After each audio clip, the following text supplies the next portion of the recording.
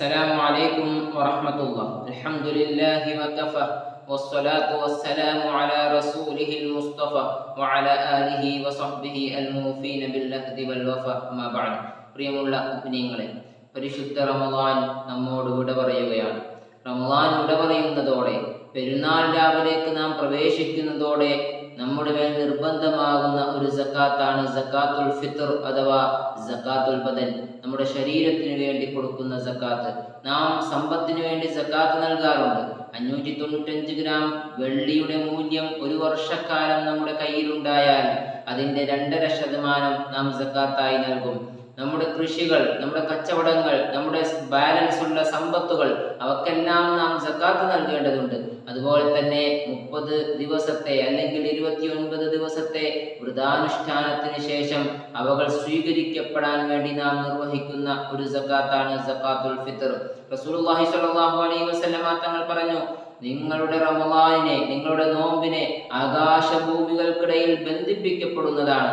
ആരെങ്കിലും ഫിത്ർ സക്കാത്ത് നൽകിക്കഴിഞ്ഞാൽ അത് സ്വീകാര്യയോഗ്യമായി അള്ളാഹുവിൻ്റെ അടുക്കലേക്ക് ഉയർത്തപ്പെടുന്നതാണ്.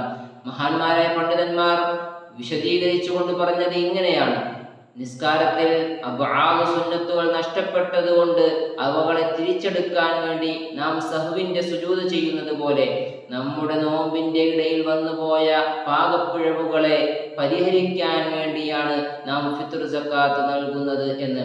അതുകൊണ്ട് നമ്മുടെ ഫിത്ർ സക്കാത്തിനെ കൃത്യമായി നാം നിർവഹിക്കണം. ആരാണ് ഫിത്ർ സക്കാത്ത് നൽകേണ്ടത്?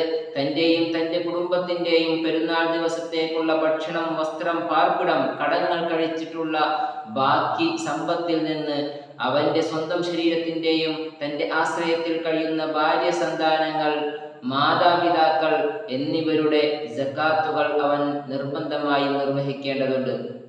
അവരുടെ സ്വന്തം നാട്ടിൽ എന്താണോ ഭക്ഷണ വസ്തുവായി ഉപയോഗിക്കുന്നത് അതാണ് സക്കാത്തായി നൽകേണ്ടത്. സൂര്യൻ അസ്തമിക്കുന്ന സമയത്ത്, പെരുന്നാൾ രാവിലേക്ക് പ്രവേശിക്കുന്ന സമയത്ത് എവിടെയാണോ ഉള്ളത് അവിടെയാണ് സക്കാത്തുൽ ഫിത്ർ വിതരണം ചെയ്യപ്പെടേണ്ടത്. ഗൾഫിലുള്ള ആളുകൾ ഗൾഫിലാണ് അവരുടെ സക്കാത്തുൽ ഫിത്ർ നൽകേണ്ടത്. അവരുടെ ആശ്രിതരായ നാട്ടിലുള്ളവരുടെ സക്കാത്തുൽ ഫിത്ർ അവരുടെ നാടുകളിൽ തന്നെ വിതരണം ചെയ്യുകയും ചെയ്യണം. അങ്ങനെ വിതരണം ചെയ്യുമ്പോൾ പ്രത്യേകം ശ്രദ്ധിക്കേണ്ടത് 2 നിബന്ധനകൾ പാലിക്കണം. ഒന്ന്, നീയത്ത് വെക്കുക എന്നുള്ളതാണ്. ഒന്നുകിൽ അത് അളന്ന് തിട്ടപ്പെടുത്തുന്ന സമയത്തോ അല്ലെങ്കിൽ അത് വിതരണം ചെയ്യുന്ന സമയത്തോ നീയത്ത് വെക്കണം. എൻ്റെ കുടുംബത്തിൻ്റെ സക്കാത്തുൽ ഫിത്ർ ഞാൻ നിർവഹിക്കുന്നു എന്ന് നീയത്ത് വെച്ചുകൊണ്ട് അത് നൽകണം. രണ്ടാമത്തെ നിബന്ധന അതിൻ്റെ അവകാശികളിലേക്ക് തന്നെ എത്തിക്കുക എന്നുള്ളതാണ്. അവകാശികളെ പ്രത്യേകം കണ്ടെത്തി ലിസ്റ്റാക്കി അവരിലേക്ക് തന്നെ സക്കാത്തുൽ ഫിത്ർ കൈമാറാൻ നാം ശ്രദ്ധിക്കണം. എത്രയാണ് സക്കാത്തുൽ ഫിത്ർ നൽകേണ്ടത്? 4 മുദ്ദ് അഥവാ 1 സ്വാ ആണ് ഒരു വ്യക്തിക്ക് വേണ്ടി ഫിത്ർ സക്കാത്തായി നൽകേണ്ടത്. ഇന്ന് നമ്മുടെ മാർക്കറ്റുകളിൽ മുദ്ദുപാത്രങ്ങൾ സുലഭമാണ്. അവകൾ വാങ്ങി 4 പ്രാവശ്യം അളന്ന് തിട്ടപ്പെടുത്തി സക്കാത്തുൽ ഫിത്ർ കൈമാറലാണ് ഏറ്റവും സൂക്ഷ്മത. കാരണം അരിയുടെ തൂക്കത്തിന്റെ വ്യത്യാസങ്ങൾക്കനുസരിച്ച് അളവിൽ ചെറിയ വേരിയേഷൻസ് നമുക്ക് കാണാൻ സാധിക്കും. 2600, 2700, 2800, 2900 എല്ലാം വരുന്ന അരികൾ നമ്മുടെ മാർക്കറ്റിൽ സുലഭമാണ്. പെരുന്നാൾ ദിവസത്തിന്റെ ഖുത്ബ നിർവഹിക്കപ്പെടുന്നതിന്റെ മുമ്പ്, ഇമാമ് പെരുന്നാൾ നമസ്കാരത്തിന് വേണ്ടി പ്രവേശിക്കുന്നതിന്റെ മുമ്പേ സക്കാത്തുൽ ഫിത്ർ കൈമാറലാണ് ഏറ്റവും നല്ലത്.